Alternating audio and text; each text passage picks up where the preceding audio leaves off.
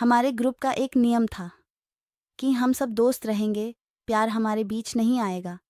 लेकिन दोस्ती और इजहार की कहानी। मैं कोमल, अभी मैं फाइनल ईयर में हूँ। मेरा एक ग्रुप है, हम 3 लड़कियां और 4 लड़के हैं। फर्स्ट ईयर से अभी तक हम सब साथ हैं। हमारे ग्रुप की हेड में हूँ, अपनी तारीफ नहीं कर रही हूँ, लेकिन इस ग्रुप में सब मुझे ज़्यादा मानते हैं। किसी को कुछ भी प्रॉब्लम होती है तो मैं ही उनको सल्यूशन देती हूँ, और सारे नियम भी मैंने ही बनाए हैं। और एक सबसे अहम नियम मैंने बनाया है कि हम सब दोस्त रहेंगे, प्यार हमारे बीच में नहीं आना चाहिए।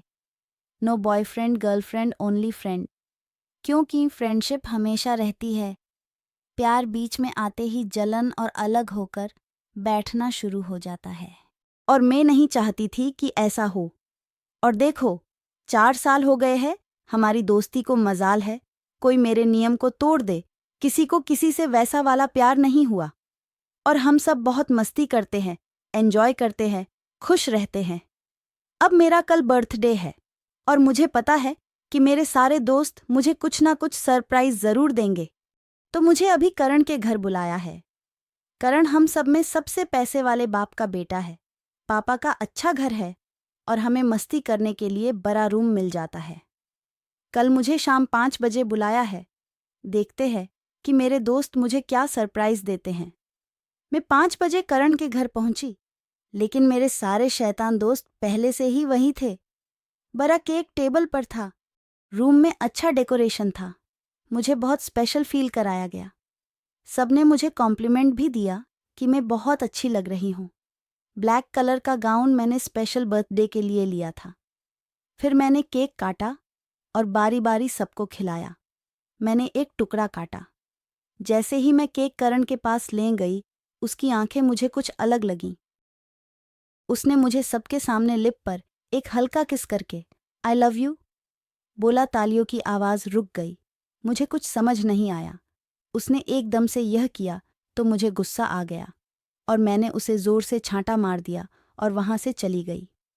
बर्थडे वाले दिन मुझे यह सरप्राइज़ मिलेगा।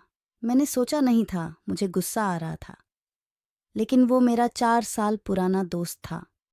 कभी मुझे लगा नहीं कि वो मुझसे प्यार करता है, या मैं शायद देख नहीं पाई, क्योंकि मैंने नियम बनाए थे, इसलिए मैं उसे नहीं तोड़ सकती थी। इसलिए मैंने कभी उस तरह से सोचा नहीं।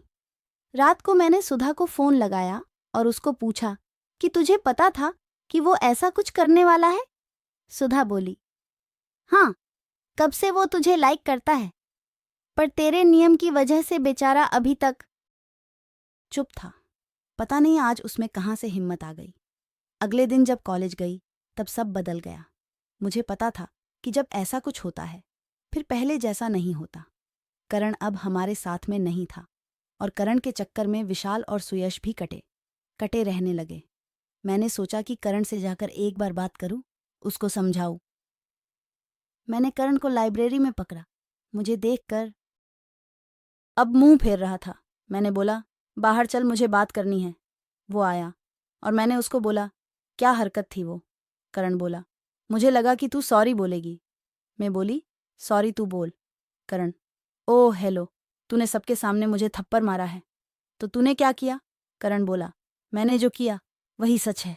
मैं प्यार करता हूँ तुझे, और प्यार कोई करने से नहीं होता, हो जाता है। तेरा नियम नहीं काम आता, और हो गया तो उसमें क्या बुरा हो गया?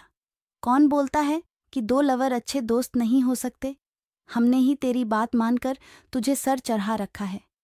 उसको इतने गुस्से और समझदारी की बात करते मैंने आज तक नहीं देखा। लेकिन अब मैं भी वैसे नहीं रह गई जब आपको पता चल जाता है कि सामने वाला आपको लाइक करता है। तो आपके सोचने का तरीका भी बदल जाता है। अगर आपको वो पसंद नहीं है तो आप उससे बात बंद कर देते हो, और अगर पसंद है तो आप भी उसको लाइक करने लगते हो। और करण तो मेरा दोस्त है। अब मुझे लगा कि मेन भी पिसलने लगी। मैंने सुधा से बात करी, उसने और मुझे उधर धक्का मारा। मैंने बोला कि मैं अपने नियम पर नहीं रह पा रही। उसने बोला, पागल है तू, तेरा नियम तू ही मानती है। तब उस सुधा की बच्ची ने बताया कि बाकी 2 सुधा और श्रुति पहले ही हमारे ग्रुप में विशाल और सुयश के साथ सेटिंग कर चुकी है। मतलब क्या गद्दी थी मैं कि अपने आप को जीनियस मानती थी। जीनियस तो साले ये सब है जिन्होंने मुझे पता नहीं चलने दिया। लेकिन एक बात तो मुझे समझ आ गई कि प्यार के बाद भी हमारी दोस्ती वैसी ही है। कोई लड़का जब आपसे प्यार करता है तो आपको ऐसा लगता है आप स्पेशल हो, खूबसूरत। वैसा वाला मुझे भी लग रहा है। लेकिन अब उस गधे को बताऊं कैसे? मैं तो उसको थप्पड़ मार आई। अभी तक उसको भी पता तो चल गया होगा कि मैं मान गई, लेकिन अभी भी भाव खा रहा है। देख नहीं रहा थप्पड़ जो पड़ा है। फिर मैंने मौका देकर उसको बोल दिया, सॉरी, उस दिन मुझे ऐसा नहीं करना था, अब नहीं करूंगी कभी। वो भी बोला, सॉरी, मुझे भी नहीं करना था, मैं भी अब नहीं करूंगा कभी। मैंने बोला, क्या? वो पूछा, क्यों फिर करूं, पागल थोड़ी हूं जो थप्पड़ खाऊं।